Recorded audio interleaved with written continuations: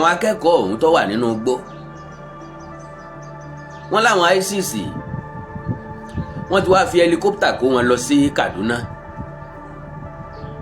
Àwọn tó jẹ́ àgbà bẹ̀ wọ́n ní mọ́tò wọn fi kó wọn níbo wọ́n kó wọn gbà. Ẹni tó jẹ́ ring leader àwọn ajínigbé ọ̀hún ọmọ bíbí ìjọba ìbílẹ̀ Oríire local government náà ni, ọmọ bíbí ìjọba ìbílẹ̀ Oríire ni nípínlẹ̀ Ọ̀yọ́. Lílé tó túmọ̀ sí wípé ibẹ̀ wọ́n bí sí, ibẹ̀ ló dàgbà sí, ibẹ̀ náà ló tún wá ń jà, ló tún padà jà lógun. Gbogbo ọmọ káàárọ̀ oòjíire. A lè pé òní rí bẹ́ẹ̀ kó rí bẹ́ẹ̀. Dífáfẹ́ni tí ń lànà àgbàrá lẹ́rùn. Ṣé bẹ́ẹ̀ ni ṣé bẹ́ẹ̀ kọ́? Ó jẹ́ kàyéfì. Ni mo fi ní bọ́ bá jẹ́ mi lẹ́yìn ni. Bẹ́ẹ̀ ṣe wọlé sórí ètò yìí, ẹ kàn mọ́ pín kó délé kó dóko, kó dẹ́sẹ̀ kúkú kó dọ́nà jíjìn, kó káwọn ìjọba wa lára. Gómìnà Ṣèyí Mákindé, Ààrẹ Bọ́lá Ahmed Tinubu, gbogbo àwọn gómìnà ilẹ̀ káàárọ̀ oòjíire. Ká béèrè ìbéèrè lọ́wọ́ wọn. Bí wọ́n bá ń sùn káta wọn ń pẹ́ wò, wọ́n bá létí àwọn di káta wọn lólobó. Ẹni tí ń pẹ́ ọ̀dákẹ́, bó bá lọ́wọ́ ń gbàgbọ́ ya etí rẹ̀ ó di. Because mi tọrọ òun dé dúró nísìnyí, ó pe gbogbo wa sí àjọ tó nírònú, kò pè wá láti dúró dèjọba mọ́, ó pè wá láti react bó ṣe yẹ ká react. Náà kí ni ìròyìn tí mo gbọ́? Ó ní wípé ẹ dákun, báwo ni helicopter ṣe débi tí wọ́n wà tí wọ́n fi píìkì wọn? Àwọn sọ́jà wa, àwọn security agents tí wọ́n ní wọ́n surround inú igbó, wọn ò dẹ̀ gbọ́ ariwo helicopter, torí helicopter ò lè wọ bìkan jẹ́jẹ́ láyé. I mean kí helicopter ó débì kan nísìnyí ká má gba ariwo ẹ̀ ó jí gbogbo lélẹ̀. Ní gbogbo àwọn ìlú, gbogbo àwọn ilé tó bá wà ní surroundings yẹn, wọ́n á mọ̀ wípé nǹkan kan débẹ̀. So èmi wá ní kí n sáré béèrè lọ́wọ́ yín pé báwo helicopter ṣe dénú igbó jọ̀ọ́jẹ̀tẹ́ tó píìkì àwọn tó fẹ́ píìkì nínú igbó. Bẹ́ẹ̀ bá gbàgbé nínú ètò tí mo ṣe lánàá, mo béèrè ìbéèrè kan tó wà vital. Mo láwọn ológun wá sọ pé àwọn ti gé wọn dé, kò sọ́nà tán lè gbà sá sílùú míì tàbí tán lè gbà sá lọ. Mo wá ń béèrè pé bo ni wọ́n ti gé wọn dé, how many kilometers síbi táwọn yẹn gangan wà, kí ni distance wọn síra wọn, kí ni distance àwọn ológun yìí sí àwọn ajínigbé yìí, because distance wọn láti jìn gan. Torí àwọn ajínigbé ò mọ̀ wípé wọ́n ti gé àwọn dé, wọ́n mọ̀ pé wọ́n ti surround àwọn, wọ́n mọ̀ pé wọ́n ti block àwọn. Tán bá súnmọ́ wọn, kí ni wọ́n jọ ń sọ síra wọn? Sáwọn yẹn náà sì fọkàn balẹ̀ dúró síbẹ̀. Bó ni oníṣẹ́ ṣe dé ọ̀dọ̀ àwọn tó wá rescue wọn? Ọ̀pọ̀lọpọ̀ béèrè ní bẹ lọ́wọ́ wa táwọn yẹ ká béèrè lọ́wọ́ ìjọba.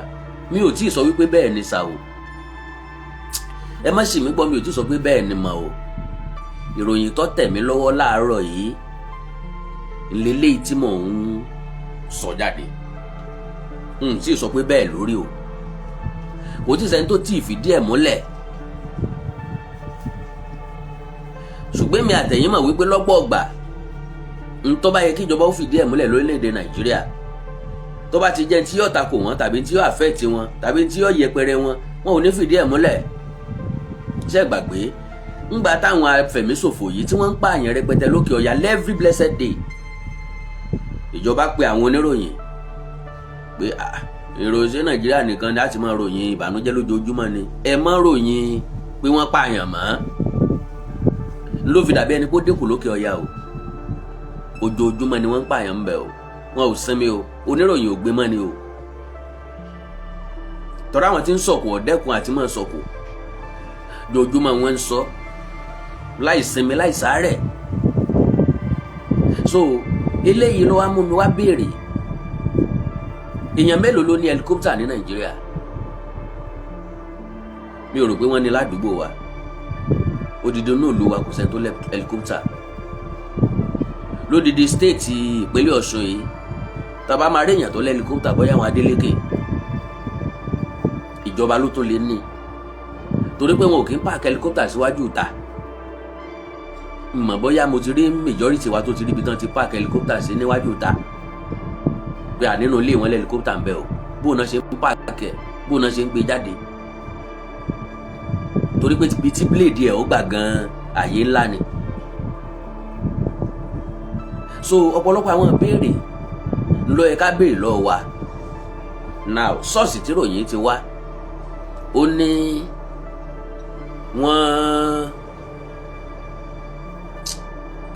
wọ́n kó àwọn kan pẹ̀lú mọ́tò. Báwo lẹni yẹn ṣe rí ṣọ́ọ̀ṣì news yẹn? According to wọ́n ní there was a time tẹ́ni tó jẹ́ national security adviser nù ribadu wọ́n lòun náà wá sí ìpínlẹ̀ Ọ̀yọ́ bóyá láti wá bá wọn dárò àbí láti wá wo kí ni nǹkan tí wọ́n lè ṣe. Mi ò gbọ́ ní òsì yẹn, mi ò dẹ̀ ká ń tèmi. Gbèsè ìsepá àwọn tí ń wá sọ pé àwọn wá bẹ̀ wá wò, wọ́n wá wò ọ̀nà tí wọ́n gbà rescue àwọn èèyàn yìí ni. Because tí náà ò bá láwo a ti mọ̀ pé kò lè gòkè odò. Ìyẹn túmọ̀ sí wípé àwọn èèyàn kan lọ́rọ̀ àwọn èèyàn ń ṣẹ́, àwọn èèyàn kan bá bá àṣálẹ́ wọn, àwọn èèyàn kan ní gílẹ́yìn ó gba wọn, àwọn èèyàn kan wọ́n fẹ̀yìntì, àwọn èèyàn kan wọ́n gbọ́kànlé, tí wọ́n fi ní lọ́kàn pa àwọn ó ṣe nǹkan báyìí, tí wọ́n fi ń béèrè fún àwọn tí wọ́n fi tán tìmátìmọ́lé. Mo dárúkọ àwọn ọ̀gá wọn méjì tí wọ́n ní kán release pé wọ́n yá wọn wà lágòdì àtàbólóńgó. Ìkànnù wọn ń dórúkọ mẹ́ta mẹ́ta, kì í ṣe orúkọ mẹ́ta pé surname, first name and middle name o, no. Wọ́n ní first name and last name lọ́nà mẹ́ta, oríṣi mẹ́ta, different orúkọ lẹ lè pè wọ́n. So now ọ̀rọ̀ ló dé lẹ́yìn ẹ̀yin ọ̀jọ̀gbọ́n. Ṣé lóòótọ́ ni pé ìjọba ò mọ̀ nípa ìjínigbé tí ń lọ? I am not talking about Bola Ahmed Tinubu. I am not talking directly about Seyi Makinde. Bó sáwọn tí ń bẹ nínú ìṣèjọba tí wọ́n lágbára kan tàbí méjì, ṣé wọn ò lájọṣepọ̀ pẹ̀lú wọn? Gómìnà ìpínlẹ̀ kan Akwa Ibom, gómìnà Akwa Ibom ló ní àwọn mú báńdí pẹ̀lú AK-47 tó pọ̀, àwọn sì fà wọ́n lé ọlọ́pàá lọ́wọ́, àwọn sì kó AK-47 yẹn fáwọn ọlọ́pàá. Àṣẹ dẹ̀ wá látòkè, àwọn ọlọ́pàá yẹn dẹ̀ release àwọn báńdí yẹn, wọ́n dẹ̀ tún kó AK-47 yẹn fún wọn padà. Ìwọ dẹ̀ wá mọ̀ pé Nàìjíríà ti tán.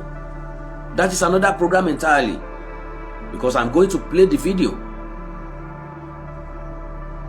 Odidi gọ́fúnà ló jáde bẹ́ẹ̀ o, bí kò dẹ̀ sí nǹkan tó yẹ tẹ́nìkan fẹ́ ṣe o, òun máa rú àwọn èèyàn lóun lágbára láti defend ara wọn. Ìsàlẹ̀ ń bí la ti ń dúró de gómìnà, ìsàlẹ̀ ń bí la ti ń dúró de president kó fọwọ́ sí nǹkan, la fi ń fogún ọdún dúró de state police. Òtítàn bá jí wa gbé tán. So now mo ń bọ̀ ìdágún o.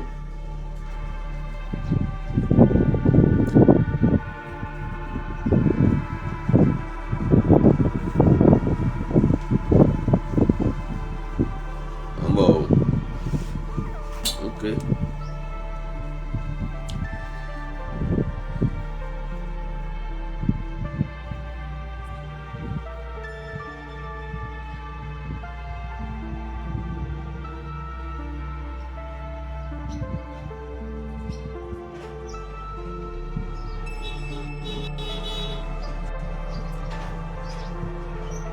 Now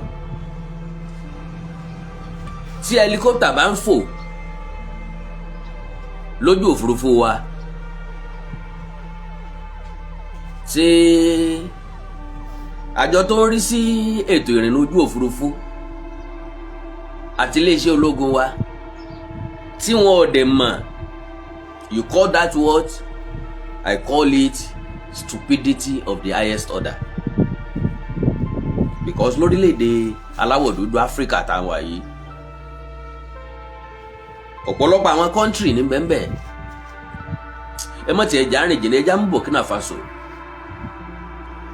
àbílẹ̀nu ọjọ́ mẹ́ta ẹ̀kọ́ ni orílẹ̀‐èdè Burkina Faso náà mú pléènì ọmọ ológun wa mọ́lẹ̀ pẹ̀lú àwọn ọmọ ológun 9 àbí 8 tí ń bẹ nínú ẹ̀ tán mú wọn dè mọ́lẹ̀ tán ni wọn ò ní lọ.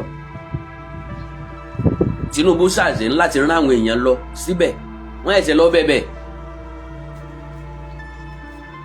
Burkina Faso ńlẹ̀ ń bẹ lásán ni o, population Burkina Faso tó Lagos state o. Irú Burkina Faso ní ètò, wọ́n mọ iye bàálù tó wà lójú afẹ́fẹ́ wọn. Nàìjíríà ò mọ iye bàálù tó wà lójú afẹ́fẹ́. ń bọ́ jẹ́ pé ń tán fi sídi ke mọ́nítọ̀ kọ́ mọ́ mọ́nítọ̀ ó ti ṣeré lọ. àìsísẹ́ ọba aláṣẹ làágùn ó ti ṣe fàájì lọ. bóyá jagun bóyá bí tó ti ń control ń tán control ló gbégo kìnìún kan ẹgbẹ́ nífi lẹ́yìn ó ṣe fàájì. àbí tó ti fọwọ́ rin obìnrin ń jà kín kọ́lọ́run ṣàánú yín. ẹ jájọ gbọ́ sọ́ọ̀sì kìíní ọ̀hún o, mò ń bọ̀.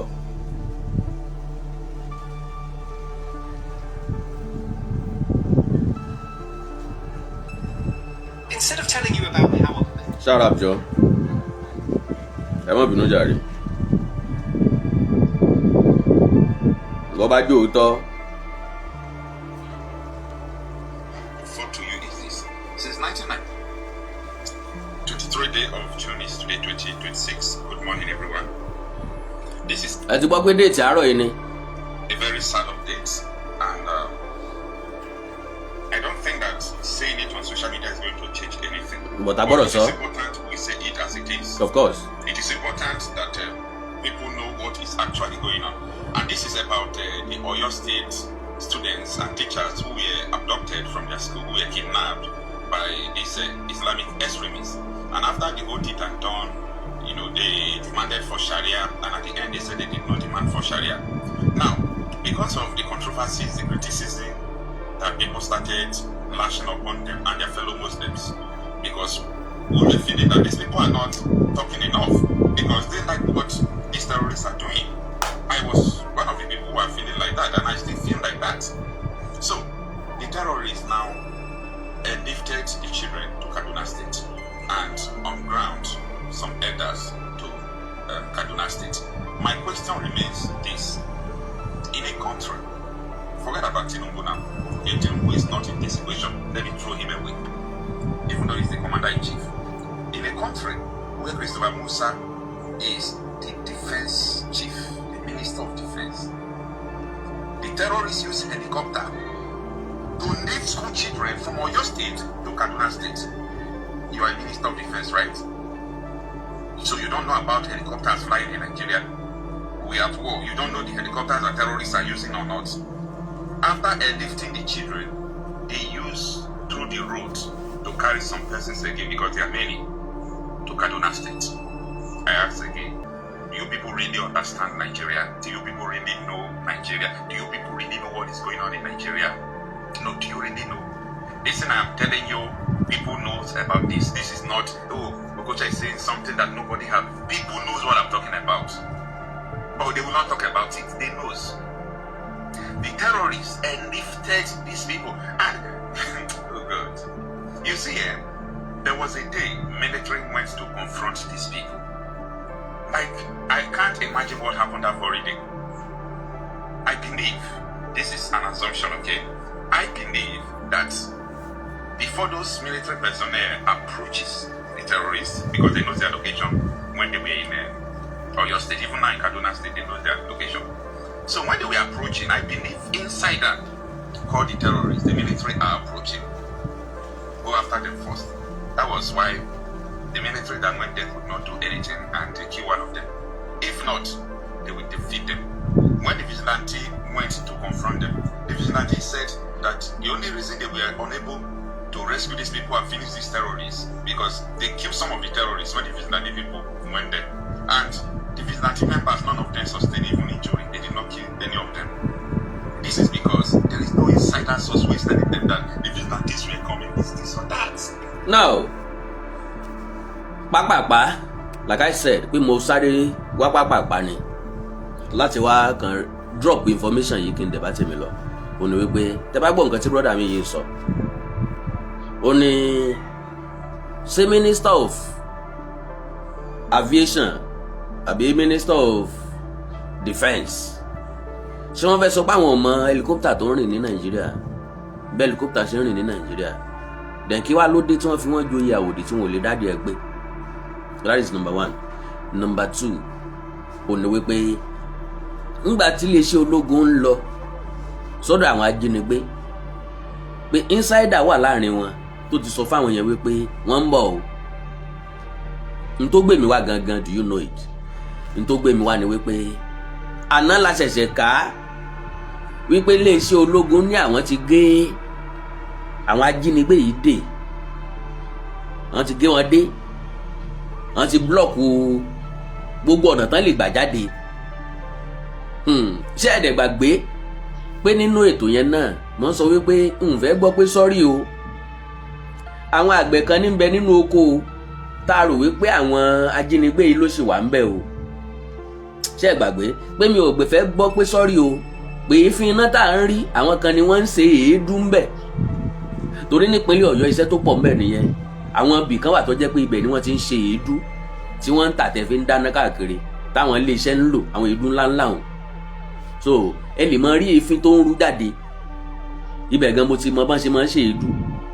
So pé kí iléeṣẹ́ ológun mọ̀ padà wá jábọ̀ fún wa ń pé ni mo fi pòwe pé àgbàlagbà ò gbọ́dọ̀ rí eku kó dààmú rìn. That is kágbàlagbà sọ pé eku ló wà níbí at the end of the day gbà tán wà pátán kó wá já láǹgbá. Àgáwá ni ṣe bẹ́ẹ̀ lékulẹ̀ rí ni wá ní bóyá mi ìwòrú rẹ̀ dáadáa ni àbí mi ìwò dáadáa. No, kò gbọ́dọ̀ rí bẹ́ẹ̀. Ńgbà tí iléeṣẹ́ ológun bá fún wa lọ́kàn balẹ̀ pé ká ní sùúrù o díẹ̀ ló kù àwọn ti fẹ́ débẹ̀ o ká bi wọ́n léèrè pé bo wọ́n dé gangan. Bàbá béèrè bí àníre yẹn kankan dá wa lóhùn pé nbo ni wọ́n dé, kí ni distance kìlómítà bíi tí wọ́n dé, kí ni tó fi wọ́n lọ́kàn balẹ̀ pé àwọn èèyàn ń bẹ ń bẹ táwọn fi ń fi wá lọ́kàn balẹ̀ pé ká ní sùúrù ká fọkàn balẹ̀ díẹ̀ lóko àwọn ti fẹ́ débẹ̀ àwọn gba àwọn ọmọ yìí padà fún wa láyọ̀ àtàláfíà safely tí nǹkan kan ò ní ṣe wọ́n.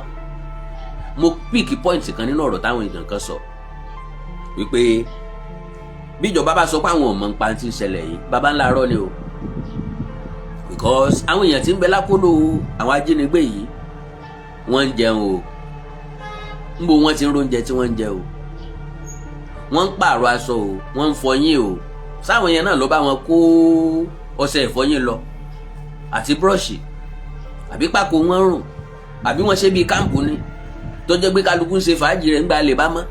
Ṣùgbọ́n tó bá fẹ́ advertise fún wa wọ́n bọ́ sẹ́yìn ibì kan wọ́n ṣe fídíò wọ́n gbé bọn sẹ́yìn ẹnu ẹni tó fẹ́ sọ̀rọ̀ ká lè sọ wípé ẹnu kú lọ́wọ́ o, àwa wa ń sáré káàkiri ìjọba wa ní àfọkànbalẹ̀. Kí ni wọ́n fi wá lọ́kànbalẹ̀ lé lórí? Kí ni wọ́n fi wá lọ́kànbalẹ̀ lé lórí? So gbogbo àwọn nǹkan yẹn wà stake, gbogbo àwọn nǹkan yẹn wà stake. Now ibi tí mò ń lọ lélẹ̀ yìí bíjọba bá ní àfọkànbalẹ̀ tá a sì fọkànbalẹ̀ tá a sì nígbàgbọ́ nínú wọn sáwọn náà ń tàn wá lẹ́ẹ̀kọ̀ọ̀kan tó yẹ pé wọ́n ń fi ọkàn wa balẹ̀ lórí òfegè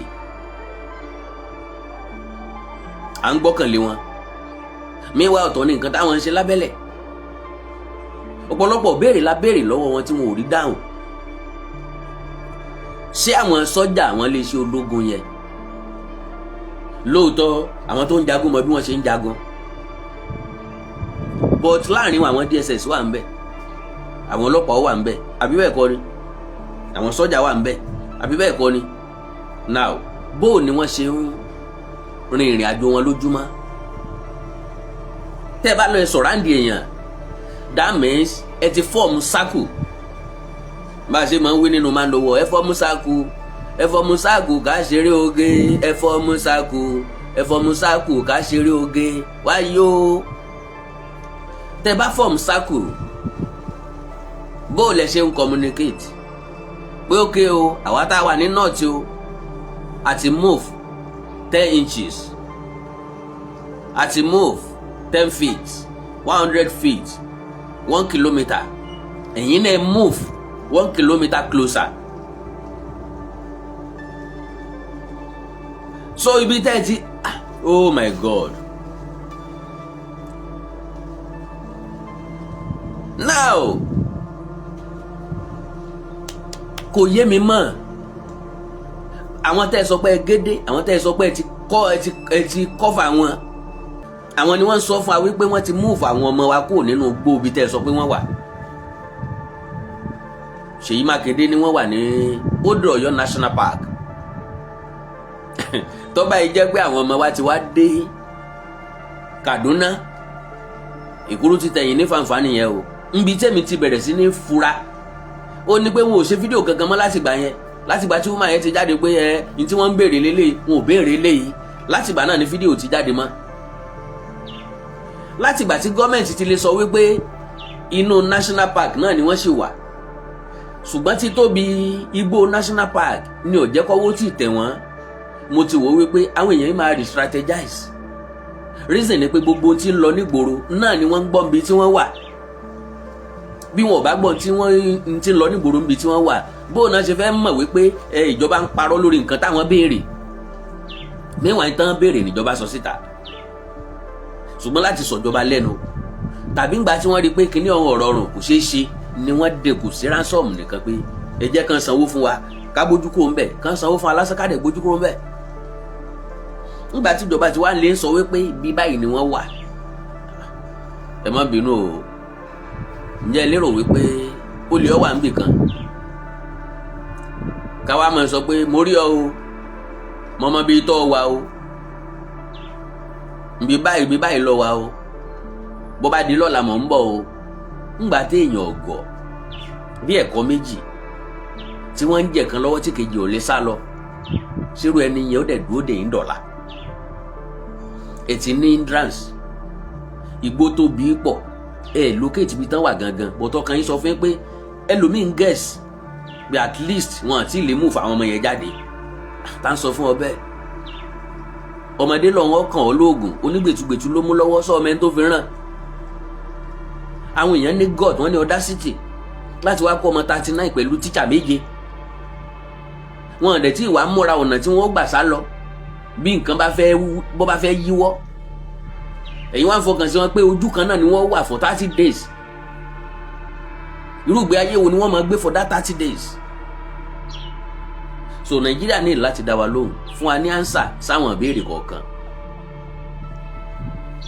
bọ́dà wa mọ̀ pé bọ́dà wa loose pé anybody can come in at any time do we even have border ẹnu ìloro la ní that is entrance la wá ń pè ní border ma proof ẹ entrance ta ní ni pé ojú ọ̀nà tó kù láti orílẹ̀-èdè kan sórílẹ̀-èdè míì ibẹ̀ la wá gbé gate sí la wá pè ní border no ẹgbẹ́ gate yẹn lọ ràn rí lọ́wọ́ ọ̀tún ẹgbẹ́ gate yẹn lọ ràn rí lọ́wọ́ òsì ta ni bẹ́ẹ̀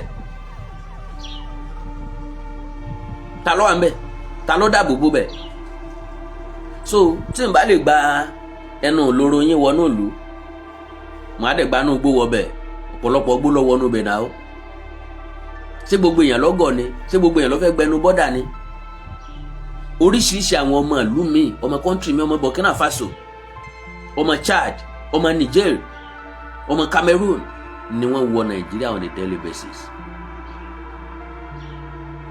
research filẹ̀ wípé iṣẹ́ àtòsí ń bá àwọn orílẹ̀-èdè kan náà múlẹ̀ bí ẹ̀gbẹ́ ẹ̀sùn wọ́n dẹ̀ ń gbọ́ news lójoojúmọ́ pé lucrative job ní ìjínigbé ní Nàìjíríà and they are all coming in to come and take their own share of the cake.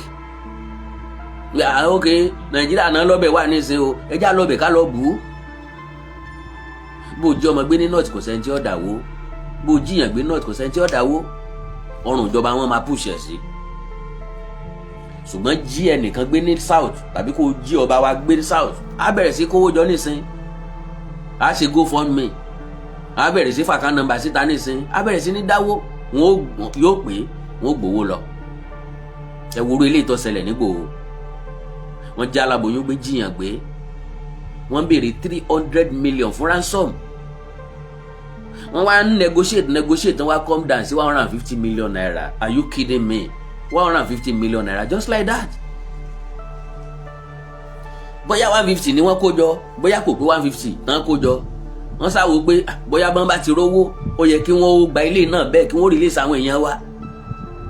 Wọ́n gbé owó ránṣẹ́ sáwọn ajínigbé, ẹni tó gbowó wá wọn pa. Aláboyún tá torí ẹ̀ sáré káàkiri ṣe wàhálà kiri pé kán má bàa pa o, ẹ̀já gbé ransom lọ o, káwo condition tó wà o, torí ọmọ tó torí oyún tó ní o, condition rẹ̀ bóyá o ti fẹ́ bí o, because wọ́n ló ti heavy. So wọ́n tún pa òun náà. N tí lè ṣe ológun lè sọ after like 33 or 34 35 days táwọn ọmọ wa ti wà ní ogbó ní pé ká fọkàn balẹ̀, àwọn wà on top of the situation, àwọn ti sọ̀ráǹdì wọn, kò síbi tí wọ́n fẹ́ gbà lọ. Bọ́ báyìí jẹ́ pé lóòótọ́ làwọn ọmọ wa ti dé Kaduna, kí ni iṣẹ́ ológun tó fẹ́ sọ fún wa? Ìbéèrè yẹn n tí rè yàn dá mi lóhùn. Helicopter mélòó ní bẹ ní Nàìjíríà? Èèyàn mélòó ló lè afford helicopter? Ibo ni wọ́n ń pààkì sí? Ṣé airport náà ni? I need an answer for that. Ṣé airport ni àbí helicopter Nàìjíríà ní parking space? Like I said, in the entire Ilé Ifẹ̀ o, mi ò rí lébi tí wọ́n ti lé helicopter o. Ní gbogbo Ifẹ̀ pátá lágbègbè nílẹ̀, mi ò rí ibi tí wọ́n ti ní helicopter o. Ní gbogbo ìpínlẹ̀ Ọ̀ṣun, mi ò rí ibi tí wọ́n ti ní helicopter o. Bọ́n bá wá ní, a gbọ́dọ̀ mọ àwọn tó ní. Ìsídàkọ́tọ̀ ó jẹ́ former governor tàbí jọ́kọ́ jẹ́ former general. Bàbá wa là ní Akínyàdé mi rò pọ́n lẹ́líkópítà. Bí wọ́n bá fẹ́ gùn wọ́n lọ gùn state ni, wọ́n bá fẹ́ gùn wọ́n lọ gùn ní state ni. Ó túmọ̀ sí pé Nàìjíríà mọ gbogbo ẹni tó lẹ́líkópítà. Bẹ́ẹ̀ helicopter mi bá wá wọlé tá a mọ̀, now that means àwọn helicopter tó wá gbá àwọn eléyìí bóyá bòmí wọn ti wá, but kí ló dé tó jẹ́ pé Kaduna wọ́n gbé wọn lọ? Ó túmọ̀ sí pé Kaduna ni bẹ́ẹ̀sì àwọn tó rán wọn ń ṣe.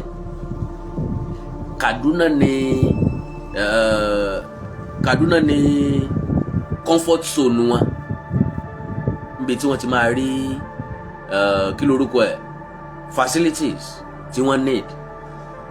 Àkàndọ̀ ọ̀rọ̀ Awíkonko, mi ò ní láti drag ọ̀rọ̀ yìí púpọ̀. Àwọn questions ta ní láti béèrè lọ́wọ́ government ó ní wípé èèyàn mélòó ní helicopter? Ibo ni wọ́n park helicopter sí? Báwo helicopter ṣe máa lọ síbẹ̀ láti lọ? Mi ì tí gbàgbọ́ o, mi mọ̀ bóyá ẹ̀yin náà ti gbàgbọ́, èmi ò tí gbàgbọ́ ń tèmi o. Ẹ jẹ́ ká fi sọ́wọ́ wípé kò rí bẹ́ẹ̀, ká wá máa retí èsì látọ̀dọ̀ government àtàwọn security agents. Our expectation now is láti bá wa gba àwọn ọmọ yẹn jáde. Àwa ń dúró de excuse mi tán fẹ́ fún wa. Ìbànújẹ́ ò ní kàn yín o, ibi ò ní kàn yín o, ẹ ní ṣọ̀fọ̀ ọmọ o. Orílẹ̀-èdè Nàìjíríà ó ti tán tipẹ́tipẹ́. As far as me as concerned, ṣé ẹ gbàgbé mo sọ gbólóhùn kan?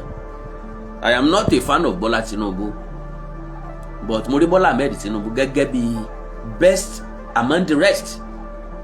Ó bẹ́tà Peter Obi by far, kò sí tẹ́ni nǹkan kan fẹ́ fi convince mi. Ó bẹ́tà Atiku by far, kò sí tẹ́ni fẹ́ fi convince mi.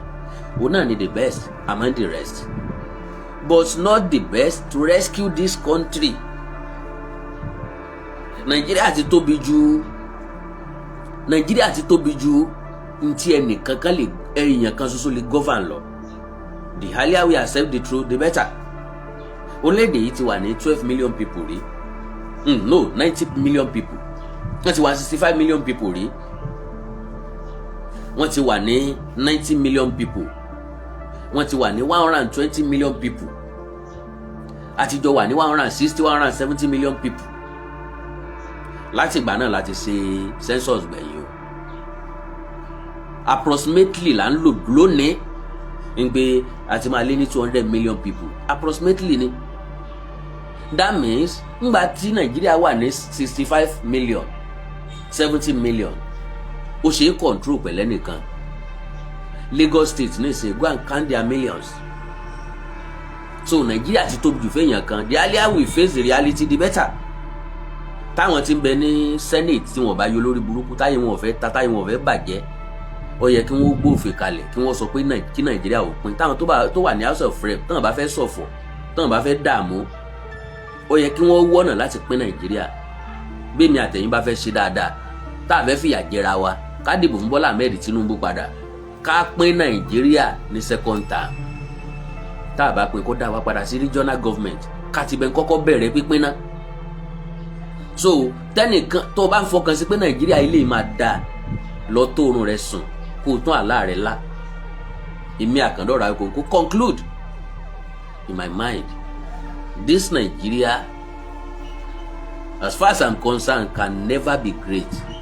No way it can never be great at all. No solution for this country. Sorry to use that language. I am not God though, but at least mo ti wà lórí ilẹ̀ alààyè ní ìsìn for more than 50 years. Pé èèyàn gbọ́njú ó mọ̀ tó yàtọ̀ sósì nígbà tó bá ti ń pọ̀ ọmọ ọdún 12 13 o ti mọ tí ń lọ o ti mọ bóúnjẹ bá wà nílé bóúnjẹ ò sí nílé o ti mọ bí mọ́mí ẹ bá lówó lọ́wọ́ bí dáàdì ẹ ò lówó lọ́wọ́ o ti mọ capacity provision látọ̀dọ̀ àwọn parents yẹn. So láti ìgbà náà la ti ń gbọ́ pé Nàìjíríà máa dáa. Ntọ́ bà mí lẹ́rù jù ní pé lọ́dún 1979 Kọ̀lẹ́ntì Àyìnlá ṣe rẹ́kọ̀dù kan ó pe ní mẹ̀kúnnù ń jìyà. Ebe Nàìjíríà ń rè yí o ó mọ̀ ń bà mí lẹ́rù o ìdẹ̀rùn sí fún mẹ̀kúnnù mọ́ o kí ló ti jẹ́ èwe fàyè. 1979 ni mo ń sọ fún yẹn o. And that 1979 I was just 4 years old. Ọmọ ọdún 4 péré ni mo wà. Inflation yìí ti máráyé lójú ìyẹn ló máa ń bọ̀ yìí o. Ewédú tọrọ di sílè méjì o. Ìlú ò tiẹ̀ fararọ. Ẹ̀yin ọ̀jọ̀gbọ́n ẹ̀yin ìjọba ẹ wá sọ sọ̀rọ̀ yìí o. Ẹ̀yin tọrọ yìí bákan o. Ìdẹ̀rùn ò sí fún mẹ̀kúnnù mọ́ o kí ló ti jẹ́ èwe fàyè. Epo ti léwó gàrí ti léwó olúbọ́dì góòlù o. Iṣu ti léwó gàrí ti léwó elúbọ́dì góòlù o. Ewédú tọrọ di sílè méjì o. Ìlú ò tí ẹ̀ fararọ. Wọ́n wá nílùú ọ̀fararọ láti 1979 láti 1978 78 ni 78 79 ni rẹ́kọ̀dù yẹn mẹ̀kúnnù ń jìyà you can find it. Wọ́n wá nílùú ọ̀fararọ láti gbà náà 1980 tá a fi lò tán di 90 ìlú ọ̀fararọ náà 90 di year 2000 nǹkan ọ̀sẹ́nure náà year 2000 di year 2010 nǹkan tó báàdì sí ni 2010 to 2020 ayé tó gbogbo nǹkan tó polúkúrú musu sí 2020 to 2026 2030 látó ń lọ yìí. Bí Bọ́lá Tinubu bá tó ń ṣe lẹ́ẹ̀kejì yóò gbé ọ̀pá àṣẹ sílẹ̀ ní 2031. Wòye tí èjì ẹ máa jẹ́ ńgbà náà wòye tí èjì tèmi máa jẹ́ ńgbà náà kí la ti wá achieve láti gbà tá a ti ń bọ̀ lórí ọ̀rọ̀ Nàìjíríà. Àdúrà tí Táyé ń gbà àdúrà tí Kẹ́hìndé ń gbà ni pé bó ti wù kí Nàìjíríà ó le tó káwọn ọ̀sà ti rí tàwọn ṣe.